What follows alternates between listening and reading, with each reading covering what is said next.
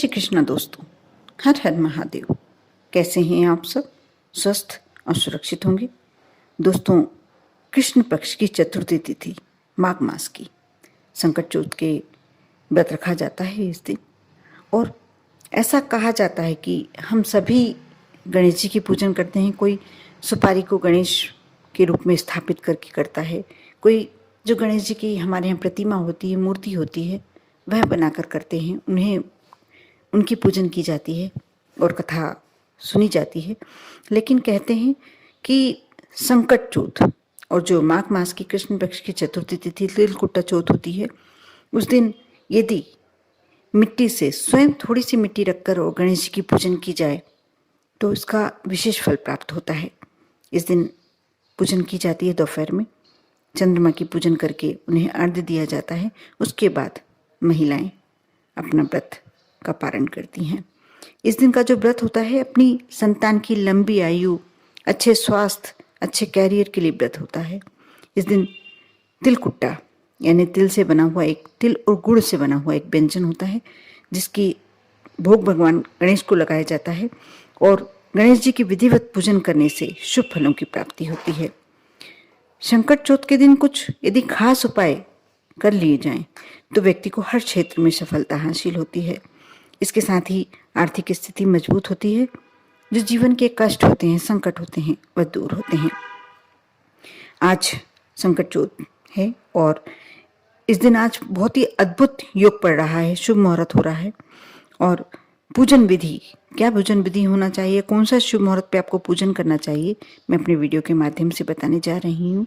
आप अवश्य शुरू से अंत तक वीडियो देखें, क्योंकि इसमें ऐसे उपाय भी बताऊंगी जिससे आप कर बहुत ही शीघ्र अपने दुखों से, अपने कष्टों से मुक्ति पा सकते हैं।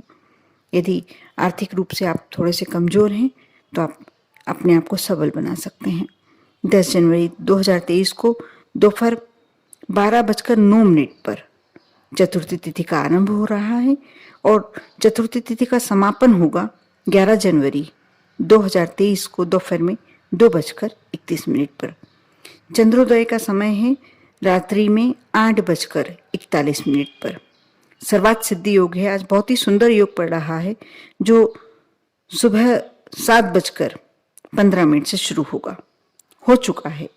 और आयुष्मान योग जो है सुबह 11:20 से लेकर 11 जनवरी को 12:02 तक रहेगा। प्रीति योग भी बढ़ रहा है इस दिन, जो सूर्योदय से लेकर और दोपहर तक रहेगा। इसमें ये योग बहुत सुंदर योग और बहुत ही विशेष योग होते हैं। इसमें आप कुछ कार्य की यदि आरंभ करना चाहते हैं तो बहुत ही शुभ होता है। कार्य की सफलता के लिए यदि आप चाहते हैं कि हर कार्य में आपको सफलता मिले, कोई विशेष कार्य करने जा रहे हैं, तो आप आज के दिन भगवान गणेश को गेंदे का पीला फूल समर्पित करें और साथ में भोग में तिलकुट्टे से बना हुआ यानी तिल और गुड़ से बना हुआ कोई भी व्यंजन यदि आप भोग लगाते हैं तो आपको अवश्य अपने कार्यों में सफलता मिलती है। आपके जीवन में बहुत ज़्यादा कष्ट है, परेशानियां हैं, बाधाएं हैं। कई बार होता है कि हम कोई कार्य करने निकलते हैं और लगता है कि हम सफल अवश्य होंगे, लेकिन बाधा आ जाती है। तो आप संकट चौथ के दिन भगवान गणेश की विधिवत पूजन करें और इस मंत्र का जाप करें। ओम गण गौण गणपतये विघ्न विनाशिने स्वाहा। मैं मंत्र फिर से बोल रही हूँ, आप ध्यान से लिख सकते हैं और उसके बाद आप इसका जितनी बार जाप कर सकते हैं। सबसे ज़्यादा श्रेष्ठ होता है यदि आप 108 बार जाप कर लेते हैं तो आपके लिए। और हल्दी की माला, हल्दी जो होती है, हल्दी का गट्टा होता है, उससे आप यदि उसकी माला बाजार में इजीली मिल जाती है, उससे यदि आप इस मंत्र का जाप करते हैं तो आपके जीवन के कष्ट अवश्य दूर होते हैं। मंत्र फिर से बोलने जा रही हूँ, आप ध्यान दें। ओम गण गौण गणपतये विघ्न विनाशिने स्वाहा। इस मंत्र का जाप करने से आपके जीवन के विघ्न पूरी तरीके से दूर हो सकते हैं। और संकट चौथ के दिन आप भगवान गणेश को जोड़े में, जैसे जोड़ा 2 दुर्वा, 4 दुर्वा, इस प्रकार 22 दुर्वा यदि समर्पित करते हैं तो इसका एक विशेष महत्व होता है। 2 दूर्वा के टुकड़े जो जोड़े में कर और समर्पित कर सकते हैं। दूर्वा अर्पित करते समय आप यदि ज़्यादा श्रेष्ठ फल पाना चाहते हैं तो इस मंत्र का जाप कर सकते हैं, नहीं तो आप ऐसे भी समर्पित कर सकते हैं। मंत्र है इदम दुर्वादलम ओम गणपतये नमः। इस मंत्र का जाप करने के साथ यदि आप दूर्वा समर्पित करते हैं तो आपको श्रेष्ठ फल प्राप्ति होती है। अब जो मैं उपाय बताने जा रही हूँ इसे आप अपने जीवन के किसी भी कष्टों को दूर करने के लिए कर सकते हैं। यदि आर्थिक रूप से आप बहुत परेशान चल रहे हैं, आपके पर माँ लक्ष्मी की कृपा नहीं है, तो आप यह उपाय अवश्य करें। भगवान गणेश का जब आप पूजन करें तो उन्हें भोग लगाएं, दूर्वा चढ़ाएं, जो भी आप करते हैं करें, लेकिन उसके साथ 2 सुपारी और 2 इलायची समर्पित करें, पूजन करें। रात्रि में चंद्रोदय जब हो उसके बाद आप अर्घ्य दें। यदि आपने व्रत किया है तो व्रत का पारण करें और उसके बाद दूसरे दिन स्नान कर जो आपने सुपारी पूजन में रखी थी और इलायची पूजन में रखी थी उसे पीले कपड़े में या संतरी कलर के कपड़े में आप बांधकर, छोटे से कपड़े में बांधकर आप अपने धन रखने वाले स्थान पर रख दें। आप देखना आपकी आर्थिक समस्या कितनी शीघ्र दूर होती है। अब जो भी आर्थिक कार्य करते हैं उसमें आपको सफलता मिलने लगेगी। यदि आप बिजनेस करते हैं तो आपका बिजनेस तरक्की पकड़ लेगा, या आप यदि नौकरी करते हैं और आप चाहते हैं कि आपको प्रमोशन होना चाहिए तो आपको अवश्य शीघ्र ही प्रमोशन की खबर मिलेगी। इसी प्रकार चौथ के दिन गणपति जी को घी और गुड़ का भोग लगाते हैं, ये भी श्रेष्ठ होता है। घी और गुड़ का भोग तो आप यदि हर बुधवार श्री गणेश को समर्पित करते हैं तो उसके एक विशेष ही फल मिलता है।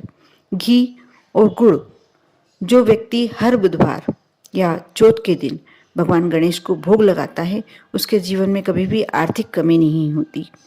इसके बाद थोड़ा सा प्रसाद के रूप में आप स्वयं भी ग्रहण कर सकते हैं और ऐसा करने से शुभ फल की आपके जीवन में प्राप्ति भी होगी और आर्थिक तंगी से छुटकारा मिलेगा। ये बहुत ही श्रेष्ठ उपाय हैं। आज चंद्रोदय का महत्व होता है और चंद्र को अर्घ्य देने का विशेष फल होता है। आज मैं जो आपको विशेष उपाय बता रही हूँ चंद्रोदय के लिए वह आप अवश्य करें।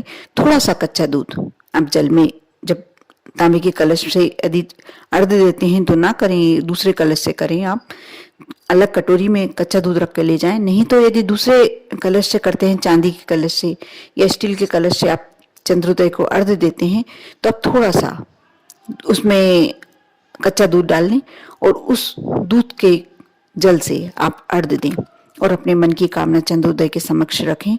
और उसके बाद जो भी आपने घर में भोजन के लिए बनाया थोड़ा सा भोग लगाएं, थोड़ा सा जो मिष्ठान है आपके घर में उससे भोग लगाएं और चंद्रदेव से प्रार्थना करें। आप देखना आपके जीवन के कष्ट, ये सबसे ज़्यादा श्रेष्ठ उपाय है। जिस पति पत्नी के बीच में विवाद की स्थिति होती है, तनाव की स्थिति होती है, उनके लिए ये उपाय बहुत जल्दी कारगर होता है। आप कर देखें। यदि आपके जीवन में कोई भी परेशानी है तो आप गणेश जी की पूजन कर और अपने जीवन की परेशानियों को दूर कर सकते हैं। विश्वास रखकर करें। आप पर और आपके पूरे परिवार पर प्रभु की कृपा बनी रहे। ओम नमः शिवाय।